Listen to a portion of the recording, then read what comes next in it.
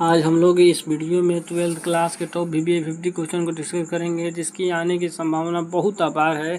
चलिए एक एक करके देखते हैं कि इस क्वेश्चन क्या कह रहा है। सबसे पहले बात करते हैं क्वेश्चन नंबर 1, हड़प्पा सभ्यता। हड़प्पा सभ्यता की खोज जो है किसने की थी? हड़प्पा सभ्यता की खोज दयाराम साहनी ने 1921 ईस्वी में की थी। ठीक है। हड़प्पा सभ्यता की सबसे प्राचीन वस्तु क्या है? हड़प्पा सभ्यता की सबसे प्राचीन वस्तु क्या आभूषण है? जी नहीं।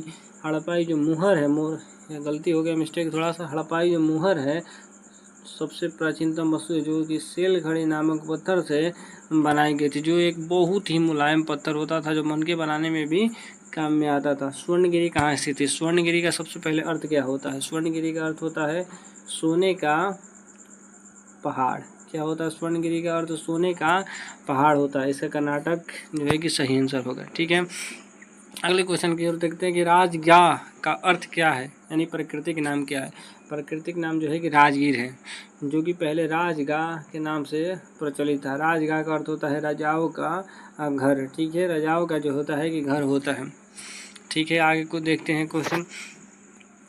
अर्थशास्त्र के लेखक कौन है? कौटिल्य है, चाणक्य? जो ऑप्शन ये डी है, जो दोनों दिया हुआ है, कौटिल्य तथा चाणक्य, बिल्कुल इसका सही आंसर हो जाएगा। महाभारत की रचना किसने की थी? महाभारत की रचना जो है कि वेद व्यास जी ने की थी। वाल्मीकि ने किसकी रचना की थी? रामायण की रचना की थी। रामायण की रचना किसने की थी? वाल्मीकि ने। और वेद व्यास ने किसकी रचना की थी? महाभारत की। विश्वामित्र कौन है? ये उनकी गुरु है, राम जी के। और गुरु संदीपनी जो गुरु है किनके? तो श्री कृष्ण जी के।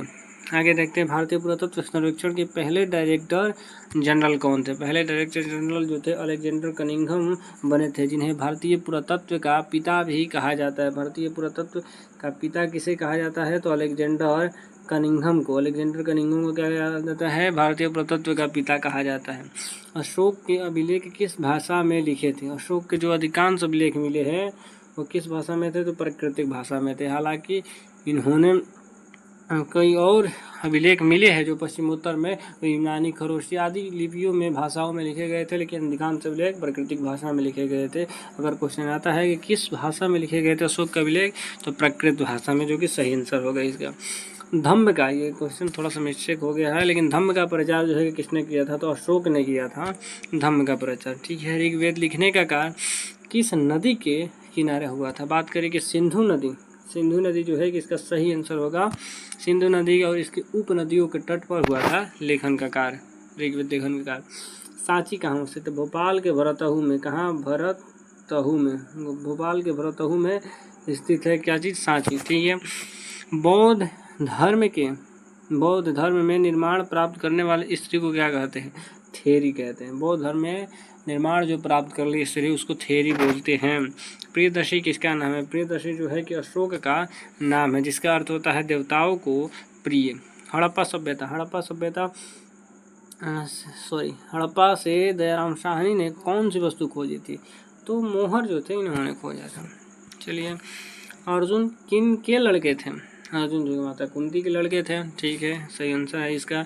भीष्म पितामह किनका नाम था? भीष्म पितामह भीष्म का ही नाम था। चलिए, निम्नलिखित में महत्वाकांक्षी राजा है कौन है भैया? कि बिंबिसार, अजातशत्रु, महानंद पंत। ये सभी तीनों जो राजाएं हैं महत्वाकांक्षी थे, यानी अपने राज्य को बचाने के लिए, राज्य को हर तरह से सुख सुविधा देने के लिए अपने राज्य के प्रति महत्वाकांक्षी थे कि नहीं, हमारे राज्य में दुश्मन नहीं प्रवेश कर सकता है। तो इससे इनमें से सी जो है डी सही आंसर है बल्कि। ठीक है। आगे बात करते हैं, चंद्रगुप्त मौर्य के पौत्र का क्या नाम था? अशोक। इसका सही आंसर है। ठीक है। आगे बढ़ते हैं, देवान प्रिय का अर्थ क्या है? देवताओं को प्रिय। थोड़ा सा मिस्टेक यहाँ पर भी हुआ है, लेकिन देवान प्रिय का अर्थ जो है कि देवताओं को प्रिय हो, देवान प्रिय। ठीक है। सुदर्शन झील कहाँ स्थित है? सुदर्शन झील कहाँ स्थित है? गुजरात में जो है कि सुदर्शन झील अवस्थित है। यह सही आंसर होगा। जातक कथा किस भाषा में लिखी गई है? जातक जो बात करेगी कथा किस भाषा में लिखी गई है? तो पाली भाषा। किस भाषा में? पाली भाषा में जातक कथाएं को लिखी गई है। हर्षचरित के लेखक कौन है?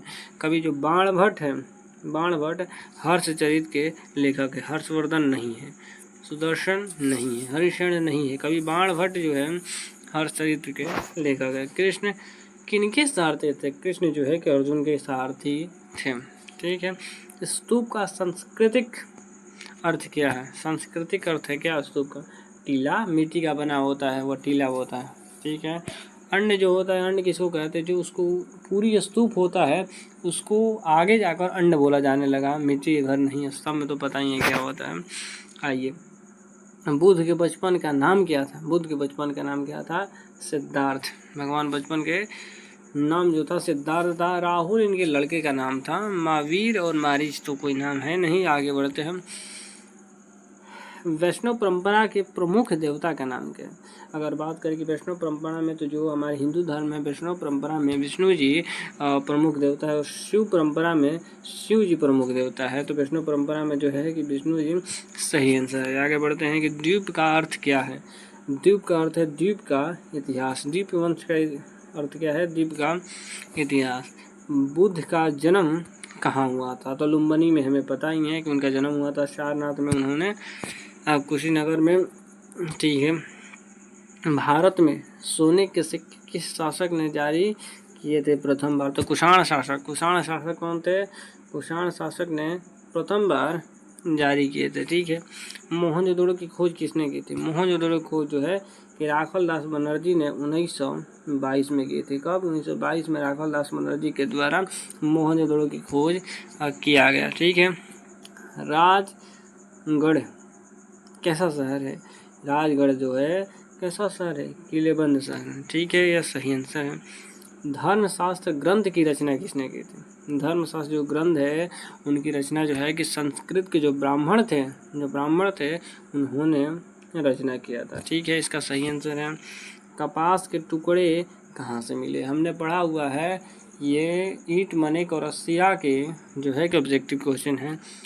कपास के टुकड़े मिले हड़प्पा से, मोहनजोदड़ो से नहीं मिला है। कालीबंगन और लोथल से भी नहीं मिला है, हड़प्पा से मिला है।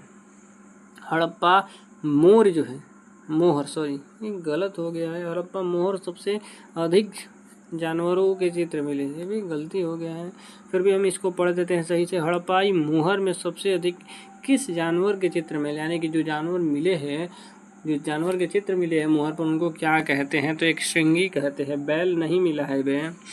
ठीक है, आगे बढ़ते हैं। जूते हुए, अबे कैसा मिस्टेक है यार। जूते हुए खेत के साक्ष्य कहाँ मिले हैं? जूते हुए खेत का साक्ष्य जो है कि बनौली, जूते हुए खेत के साक्ष्य हरियाणा में मिले हैं। ठीक है। विकसित हड़प्पा से पहले की संस्कृतियाँ क्या कहलाती थी? विकसित हड़प्पा से जो पहले की संस्कृतियाँ है वे आरंभिक हड़प्पा कहलाती थी। ठीक है, आरंभिक हड़प्पा। और विकसित हड़प्पा के बाद जो संस्कृतियाँ थी उनको क्या बोलते हैं? प्रवर्ती हड़प्पा बोलते हैं। विकसित हड़प्पा जो है कि वास्तव में जो हड़प्पा सभ्यता है इसको क्या बोलते हैं?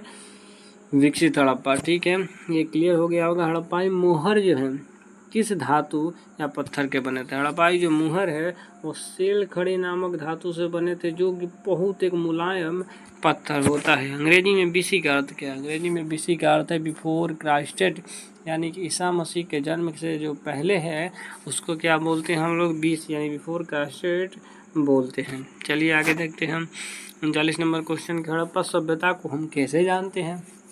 हड़प्पा सभ्यता को क्या हम लिखित साक्ष्य, कोई लिखित साक्ष्य मिला है जिसके माध्यम से जानते हैं? कोई साहित्य मिला है? नहीं।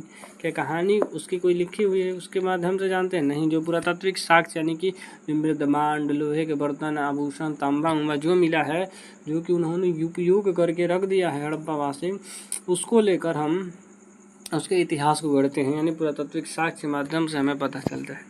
भगवान बुद्ध ने अपना जो पहला उपदेश था वह कहाँ दिया था? तो सारनाथ, जो कि उत्तर प्रदेश में ही है, सारनाथ में दिया था। ठीक है। कौन सा धर्म भगवान को नहीं मानता? जो बौद्ध धर्म के लोग हैं वे बिल्कुल भी नहीं मानते हैं कि भैया भगवान होते हैं। अब बात करें कि बौद्ध धर्म कितने भागों में विभक्त हुआ है, कि हीनयान और महायान नाम से 2 भागों में बौद्ध धर्म जो है कि बिल्कुल पूरी तरह से बट चुका है। उपमहाद्वीप में नदी मार्ग और भूमार्ग का जल कब बिछा? उपमहाद्वीप में नदी मार्ग और भूमार्ग का जल जो था वो 6वीं शताब्दी में पूरी तरह से बिछ गया था, यानी कि यातायात होने लगा था बढ़िया से। अब बात करते हैं 45 नंबर क्वेश्चन की, कि गुप्त शासक समुद्रगुप्त की गुप्त शासक समुद्रगुप्त की लड़की का क्या नाम था? जो गुप्त शासक थे समुद्रगुप्त, उनकी लड़की का क्या नाम था? तो प्रभावती गुप्त। प्रभावती गुप्त इसका सही आंसर होगा। ठीक है। जरथुसत्र, जरथुसत्र यहाँ पे मिस्टेक हो गया, लेकिन यहाँ पर जरथुसत्र जो है कि जरथुसत्र कहाँ के चिंतक थे? जरथुसत्र जो है कि ईरान के चिंतक हैं। जिस तरह के भगवान महावीर, भगवान बुद्ध जो है कि भारत में हुए, उसी तरह से जरथुसत्र जो थे कि वो ईरान में चिंतज्ञ के रूप में पहचाने जाते थे। अब बात करते हैं प्रियदर्शी का अर्थ क्या होता है? प्रियदर्शी का अर्थ होता है देखने में सुंदर हो, जो प्रिय हो, प्रिय बछड़ा नहीं जी।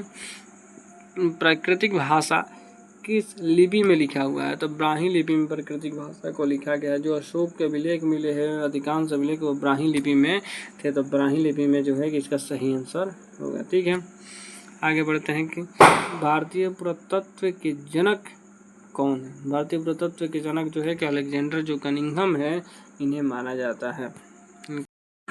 ऋग्वेद जो लेखन का कार्यकाल है वो कब से कब तक है? तो 1500 से 1000 ईसा पूर्व जो है कि ऋग्वेद लेखन का कार्य संपन्न हुआ था। ठीक है, बात करें कि 1000 से 600 ईसा पूर्व क्या हुआ था? तो 1000 से 600 ईसा पूर्व वैदिक काल का लेखन प्रारंभ हुआ था। इस तरह हमने 50 VBA ऑब्जेक्टिव कंप्लीट कर लिया है। वीडियो पसंद आए तो लाइक, कमेंट, चैनल सब्सक्राइब करें। धन्यवाद।